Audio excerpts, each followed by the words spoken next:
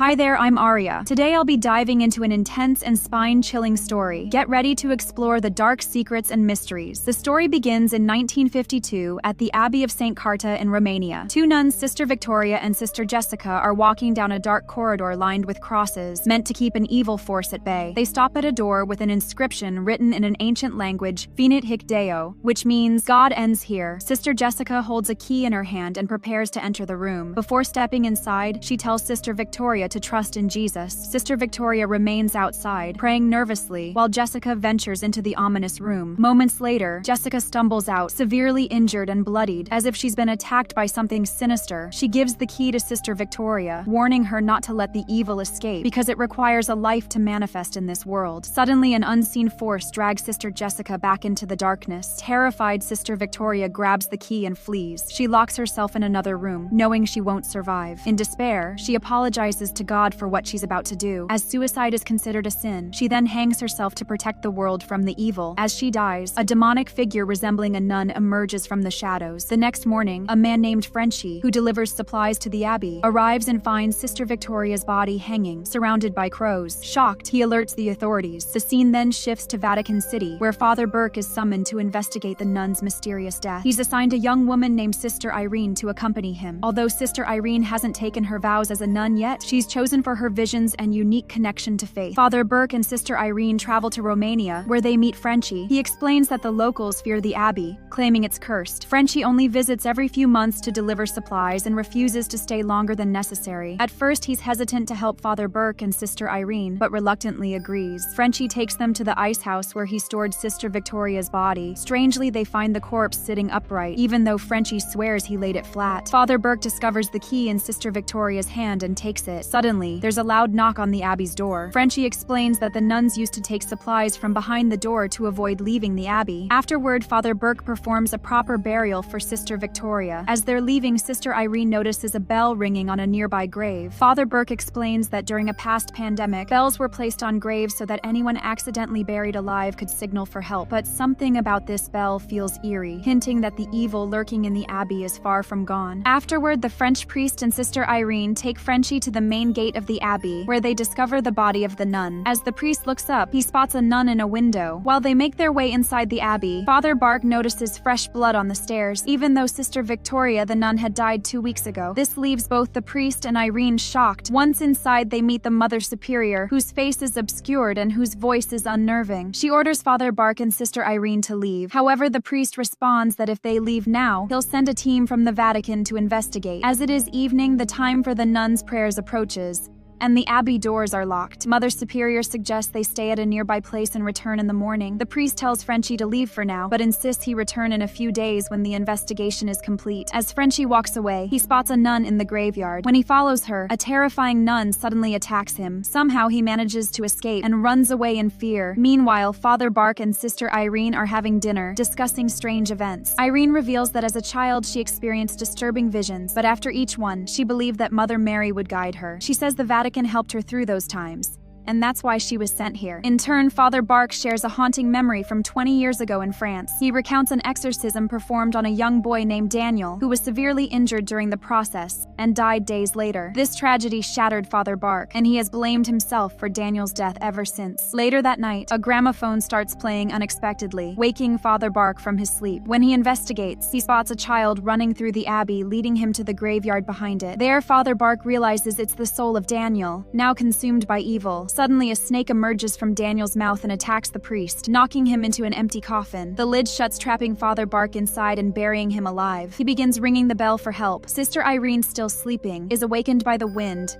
and hears the sound of prayers coming from somewhere. Following the voices, she enters the church where she sees a group of nuns praying. As she stands before the cross, a dark shadow approaches her from behind it. The shadow moves toward a nearby mirror, revealing its monstrous form. The shadow lunges at Irene from behind, shattering the mirror and causing the cross to fall. Terrified, Irene runs outside into the graveyard, where she hears the bells ringing and Father Burke screams. The bells on the graves toll loudly, creating a hallucinatory effect on Irene. But she regains her composure and realizes which grave Father Burke bark is buried in. After that, Sister Irene quickly rescues Father from the grave as the demon attacks him. Before the demon can harm him, she manages to pull him out. Inside the grave, Father finds some books, which he takes with him. The next day, they return to the abbey and call for Mother Superior, but no one responds. Suddenly, the inner door opens on its own. Father hands Sister Irene the key he found on the body of the nun and asks her to investigate its purpose. Irene enters the abbey and notices a nun walking by. She calls out to her, but the nun does not respond and walks away. Irene follows her into the church, where she finds another nun praying. Irene calls to the praying nun several times, but she remains silent. Suddenly, another nun approaches Irene from behind and introduces herself as Sister Ohana. She explains that the nuns pray in shifts and are not allowed to interrupt their prayers. Sister Ohana then takes Irene away from the church. Meanwhile, Frenchie is at a bar, where the owner tells him about a tragic incident in the village. A man's 12-year-old daughter committed suicide. The villagers believe the girl was cursed, and other strange occurrences in the village are linked to her. Realizing that Sister Irene and Father are in danger, Frenchie grabs a gun from the bar and sets out to help them. Back at the abbey, Father is reading the books he found in the grave. He comes across the name of a demon mentioned in the texts. As he studies the books, the door to the abbey suddenly slams shut, trapping Sister Irene inside. Inside the abbey, Sister Irene talks to Sister Ohana about its history. Sister Ohana explains that the abbey was built between the 6th and 10th centuries by a king named Saint Carta, who practiced black magic. Carta wrote about dark rituals and attempted to summon powerful forces from hell. However, these forces betrayed him, opening a portal between hell and earth. When the church learned of this, they attacked the abbey, killed the king, and sealed the portal using the blood of Jesus Christ, which they placed on a holy mark. The abbey was then transformed into a sacred place, and prayers were held continuously to keep the demonic forces under control. However, a bomb blast during the war reopened the portal, unleashing the evil once again. Sister Irene shares with Sister Ohana that she saw a nun last night who didn't seem holy. Sister Ohana confirms this, revealing that the figure is actually a demon disguised as a nun, using the form to blend in among the others. She believes this demon is trying to control the abbey, and that its actions are connected to the reopened portal. Sister Ohana also speculates that this might be why Sister Victoria committed suicide. Their conversation is interrupted by another nun, who insists Irene must leave because it's time for prayers. However, Sister Ohana points out that it's nighttime, the doors are locked, and Irene will have to stay in the abbey until morning. As Sister Ohana prepares to leave for prayers, Irene asks her about the key Father had given her. Sister Ohana tells Irene that she doesn't know the purpose of the key and then leaves. Meanwhile, Father is studying the abbey's map, searching for another way inside. As he examines the map, he discovers the location of the portal to hell. Suddenly, he hears the voice of Mother Superior and rushes to her. When Father confronts her, they tell her that something is terribly wrong in the abbey. Father asks her about the key found on Sister Victoria's body. Mother Superior cryptically replies that it's too late now and that Irene will not return. As she finishes speaking, her neck twists unnaturally and snaps. Shocked, Father realizes something is amiss. As he reaches to remove the scarf from her face, Mother Superior suddenly attacks him and vanishes into thin air. It becomes clear that she wasn't Mother Superior at all, but a demonic entity. On the other hand, Irene has another vision of Mother Mary showing her the way, just as she had previously told Father. This time her vision includes the evil nun, and she wakes up in fear. In her room, she sees a nun praying silently. Curious, Irene approaches the praying figure, who hands her something. When Irene takes it, she is overwhelmed by a vision of Sister Victoria's suicide. Suddenly, the door to her room bursts open,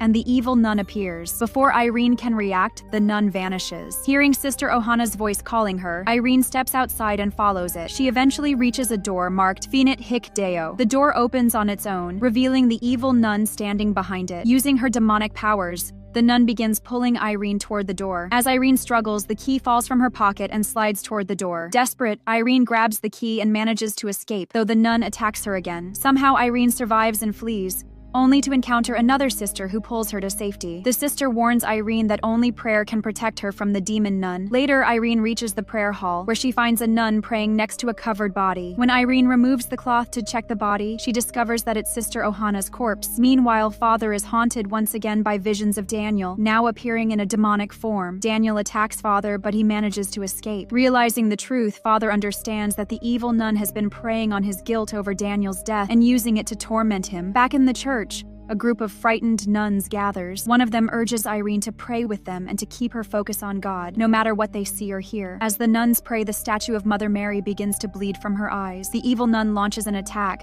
terrifying the nuns and attempting to break their resolve. Despite the chaos, Sister Irene continues her prayer, unwavering in her faith. Meanwhile, Father heads back to the ice house, only to be attacked by the devil again. Just in time, Frenchie shows up and saves him. At the same time, Sister Irene is still praying when the devil suddenly attacks her. It leaves a strange mark on her neck, a symbol of demonic power. Soon after Father and Frenchie arrive at the church, Irene opens the door for them and they rush in. They ask her what's happening, and she explains that she was praying with the other nuns. But when they look around, they realize there's no one there, just a corpse. It dawns on them that Irene was seeing a vision. Irene then uncovers the corpse and discovers that the nun had been dead for a long time. She also realizes that no other nun is alive in the abbey. The devil has completely taken over. Suddenly, the corpse attacks Irene, but Father steps in to protect her. During the struggle, Father gets hurt, and Frenchie catches him before he falls. Father tells Irene to sprinkle holy water on the cross in his bag and give it to him. Using the cross, he burns the devil. But even as it burns, the devil continues to attack him. Frenchie then shoots it, finally stopping it. Afterward, Frenchie turns to Irene and Father and says, "We should leave now. The devil is loose." But Irene refuses. She tells them that the devil needs a living human body to fully enter this world, and they cannot let that happen. Father then suggests that Sister Victoria might have been the last nun in the abbey. Irene adds that Sister Victoria didn't commit suicide. She sacrificed herself to prevent the devil from possessing her body. She explains that to stop the devil, they need to close the portal to hell. To do that, they must find the mark of Jesus Christ's blood. Irene remembers that they found Mother Superior's body near the cemetery and thinks the mark might be there. But before they continue, Irene tells Father that she hasn't taken her final oath as a nun yet. She feels that her visions are a gift from God and she wants to devote her life to him before moving forward. Father agrees and helps Irene take her vows, officially making her a nun. After that, the three of them head to the shrines with the statues of Mother Mary. They notice that one of the statues is pointing toward a door. Father realizes this is connected to Irene's vision, where Mother Mary shows her the way. Irene uses the key to open the door and finds the holy relic containing Jesus Christ's blood. Father carefully places the relic around Irene's neck for safekeeping. Then they head through the door marked Finit Hic Deo and split up to search for the portal to hell. As Frenchie searches, he hears a door creak open. When he checks it out,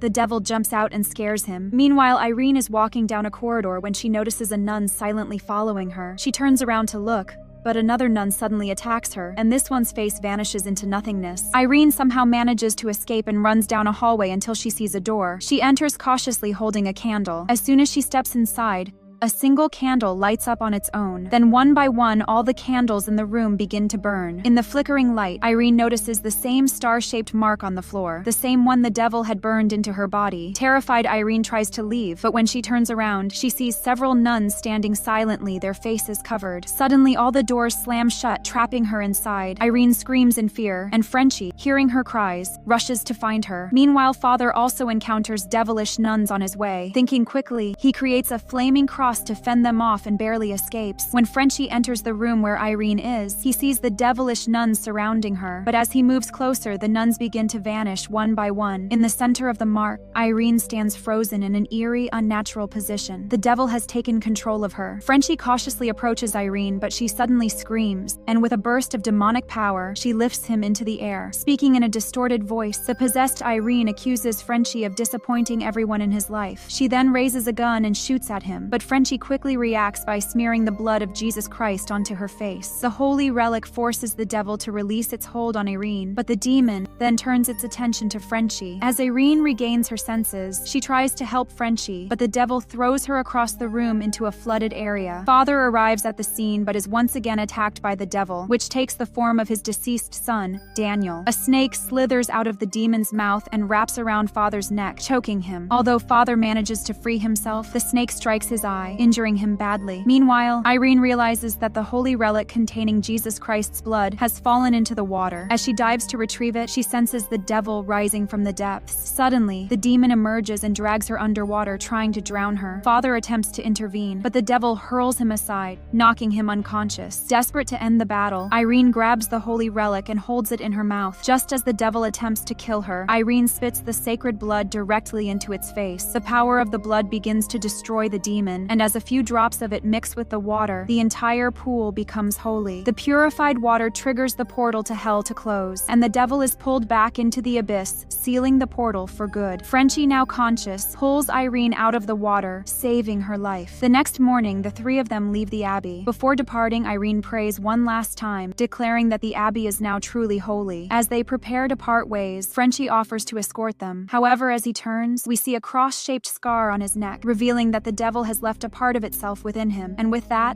the story ends. So friends, let us know in the comments what kind of films you enjoy most: romantic adventure, science fiction, thrillers, or horror. We look forward to hearing from you. And most important, don't forget to subscribe. Stay tuned. The second part of this movie is coming soon.